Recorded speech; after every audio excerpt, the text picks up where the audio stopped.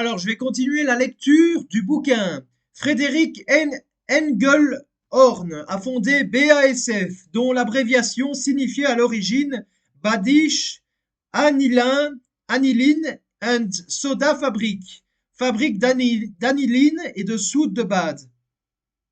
En octobre 2017, BASF annonce la reprise des activités de semences végétales de Bayer, comprenant notamment la marque Liberty Link et de nombreux brevets pour 5,9 milliards d'euros. Cette transaction était un sacrifice inévitable de son concurrent historique, Bayer, destiné à financer l'acquisition de Monsanto. Le 21 mai 2019, la Fédération allemande pour l'environnement et la protection de la nature, Bund, révèle en utilisant les données fournies par l'Agence fédérale de l'environnement allemande comme par l'Agence européenne des produits chimiques que 654 entreprises opérant en Europe ne respectent pas entre 2014 et 2019 le protocole européen d'enregistrement, évaluation et autorisation des produits chimiques. Censé protéger la santé et l'environnement des Européens, ces entreprises, parmi lesquelles BASF, emploient massivement des substances de synthèse interdites et potentiellement dangereuses. Karl Krosch était un chimiste allemand, industriel et criminel de guerre nazi. Il était cadre chez BASF, plus tard IG Farben. Pendant la Seconde Guerre mondiale, il était président du conseil de surveillance. Il était accusé dans le procès après-guerre IG Farben, reconnu coupable de l'acte d'accusation de crimes de guerre et crimes contre l'humanité, par la participation à l'esclavage et à la déportation au travail d'esclaves sur une échelle gigantesque de détenus, des camps de concentration et de civils dans les pays occupés, et des prisonniers de guerre et des mauvais traitements de la terreur, de la torture et du meurtre de personnes asservies, et condamné à une peine de 6 ans de prison. Source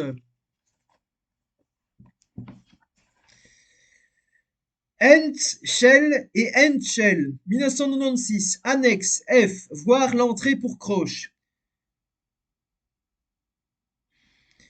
Source, parce que là c'était une source que j'ai dite, et maintenant je vais dire une autre source. Krosch, 1937, Krosch, 1937, document 58, dans Henschel et Henschel, 1996.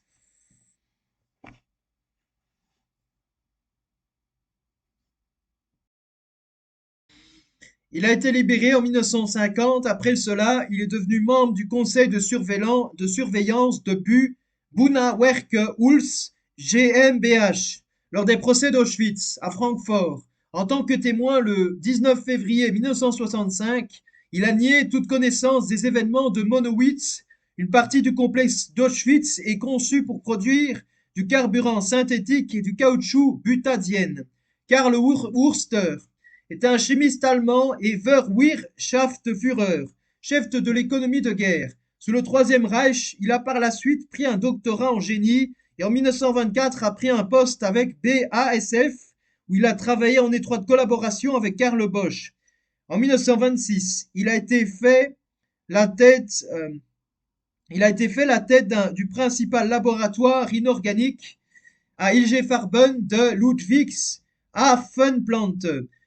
Wurster a gravi les échelons chez IG Farben, devenant chef des opérations inorganiques en 1931, président du comité de production inorganique en 1933, administrateur de la société en 1936, et à la fois membre à part entière du Vorstand et chef du groupe d'activité du Rhin supérieur de Farben. Les alliés occupants ont initialement donné à Wurster la permission de rester responsable de l'usine de Ludwigshafen après la fin de la guerre. Mais en 1947, il a été arrêté par les autorités américaines pour être jugé à Nuremberg. Cependant, Wurster a été acquitté et est revenu bientôt à une position de leader dans les affaires allemandes. Il est devenu président du conseil d'administration d'IG Farben en 1952 et a mené avec succès les démarches visant à rétablir BASF. Dans le monde académique, il a été nommé professeur honoraire à l'université de Heidelberg et a reçu le titre de docteur honoraire ou de sénateur honoraire par plusieurs autres universités allemandes.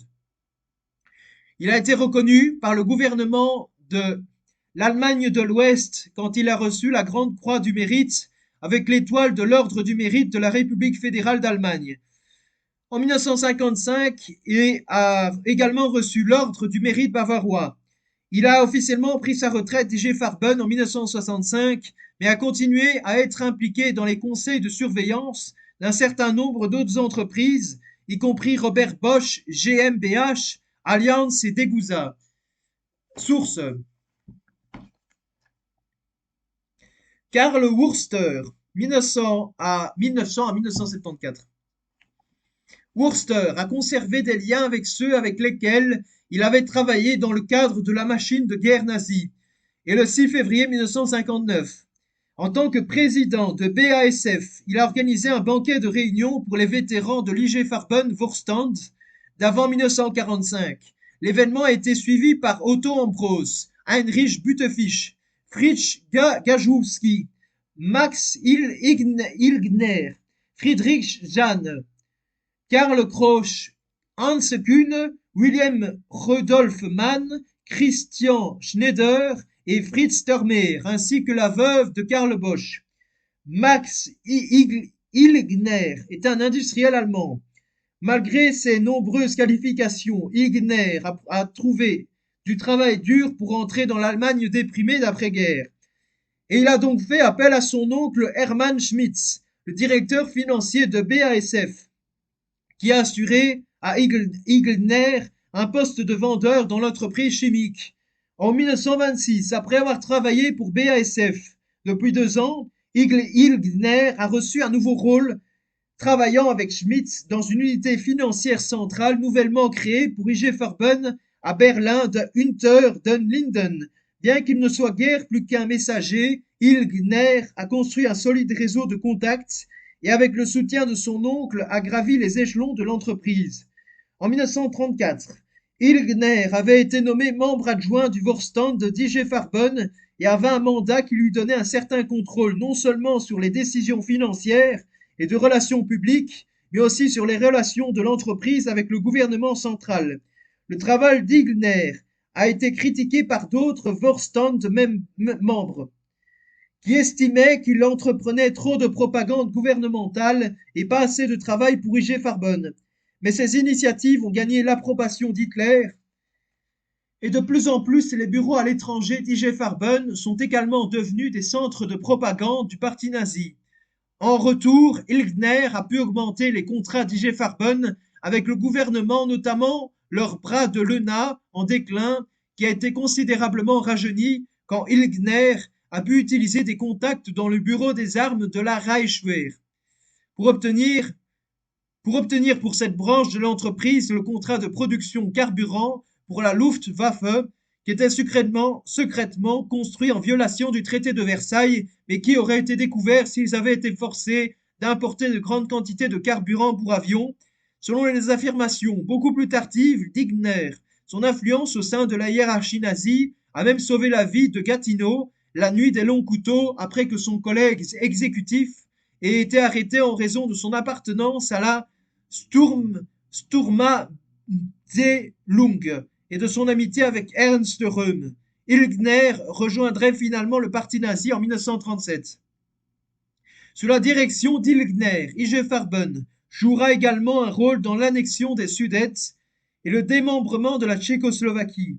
Avec son collègue exécutif George von Schlitzer, Ilgner a développé un programme pour lequel IG Farben financerait des journaux pro-allemands en Tchécoslovaquie. La publication à grande échelle d'histoires de propagande qui accompagnaient les négociations entre Hitler et Neville Chamberlain a contribué à susciter un fort soutien aux nazis au sein de la communauté allemande du pays et l'entreprise a continué à verser de l'argent dans le Sudeten German Relief Fund et la Sudeten Deutsche Freikorps. Lorsque le sort du pays a été scellé et que les nazis ont pris le contrôle d'IG Farben a été récompensé pour son rôle dans les événements, en étant autorisé à prendre le contrôle d'Ossiger Verein, une entreprise chimique basée à Prague qui était la 4e en Europe, à bas prix. Ilgner était l'un des 24 dirigeants de la société mis en examen pour spoliation et pillage par les Américains le 4 mai 1947 dans le cadre de ce qui est devenu le procès IG Farben. Ilgner en particulier a été distingué pour le rôle de premier plan qu'il a joué dans le réarmement allemand et lors du procès, il a été noté qu'il était le seul dirigeant qui a continué à fraterniser ouvertement avec Karl Krosch, qui portait l'essentiel de la culpabilité due à sa relation étroite avec Hermann Göring. Ilgner était l'un des 9 accusés reconnus coupables de spoliation et de pillage en 1948, qui a été défini comme la prise de propriété sans le consentement complet et non contraint du propriétaire et a été condamné à 3 ans de prison. Cependant, il a déjà été libéré la même année. En 1955, il a été nommé président du conseil d'administration d'une entreprise de produits chimiques à Zug. William Rudolf Mann était directeur d'usine allemand pour IG Farben et plus tard pour Bayer. En 1926, il est allé à Leverkusen à la formation pour finalement succéder à son père au département de produits pharmaceutiques et de pesticides d'IG Farben. Il a également pris un poste sur le conseil de surveillance de Degesch. Il est devenu administrateur en 1928 et membre suppléant du conseil d'administration en 1931, devenant membre à part entière du conseil en 1934, bien que ses progrès aient été approuvés par son père. Mann avait également acquis une réputation pour sa solide connaissance du marché pharmaceutique international ainsi que sa capacité à négocier de bonnes affaires pour IG Farben. En raison de son rôle dans Degesch, qui comprenait un examen régulier des comptes de la société, Mann était au courant des informations concernant les grandes quantités de Zyklon-B que la société fournissait au Schutzstaffel. Il était donc également conscient que le taux de consommation à Auschwitz était 10 fois le niveau d'autres camps de taille similaire. Mais il a affirmé qu'il n'avait jamais envisagé de lien entre ce fait et l'Holocauste.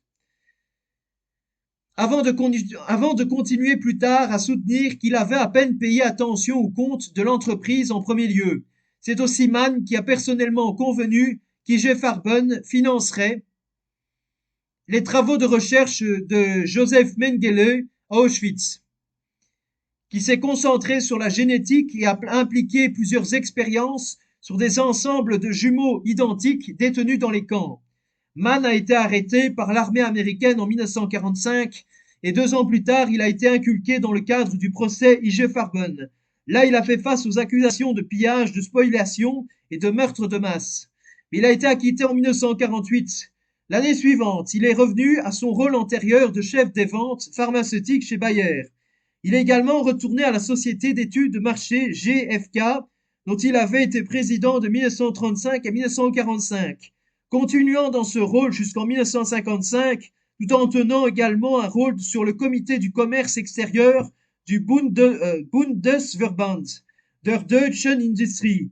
Cependant, l'American Chemical Association note que tous les produits pharmaceutiques IG Farben étaient commercialisés sous la marque Bayer. Tout au long de l'ère nazie, Bayer était le centre de contrôle des expériences humaines d'IG Farben et le 17 février 1999, une action en justice a été déposée dans le district américain au nom d'Eva Moses Corps, l'une des 180 jumeaux survivants sur 1500, qui avait été soumis à des expériences médicales à Auschwitz. Le procès a accusé Bayer de collaborer avec le docteur Joseph Mengele, l'ange de la mort, pour commettre des atrocités médicales dans un but lucratif. Finalement, l'affaire a été réglée à l'amiable. Big Pharma. Big Pharma est un terme utilisé pour désigner l'ensemble des plus grands laboratoires pharmaceutiques au monde. Des entreprises qui se veulent philanthropiques mais qui, dans les faits, privilégient leurs profits au détriment de la santé publique. Bayer a commencé la production commerciale d'héroïne en 1898. L'héroïne a été annoncée sous sa marque bien connue par le fabricant allemand Bayer comme un sédatif contre la toux commercialisé pour les enfants et les adultes. Le nouveau médicament miracle a été largement accepté dans la profession médicale. En effet, l'héroïne induit une euphorie sereine et non maniaque avec une interférence minimale avec la sensation, la motricité ou l'intellect.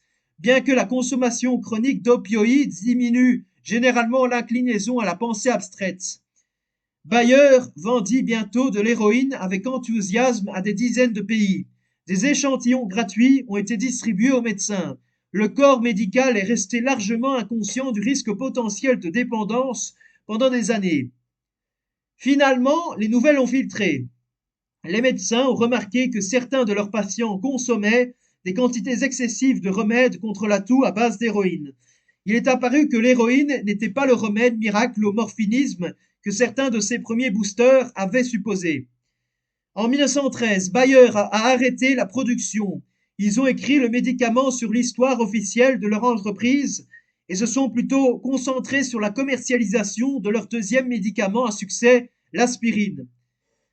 Voilà, donc à très bientôt pour une prochaine vidéo.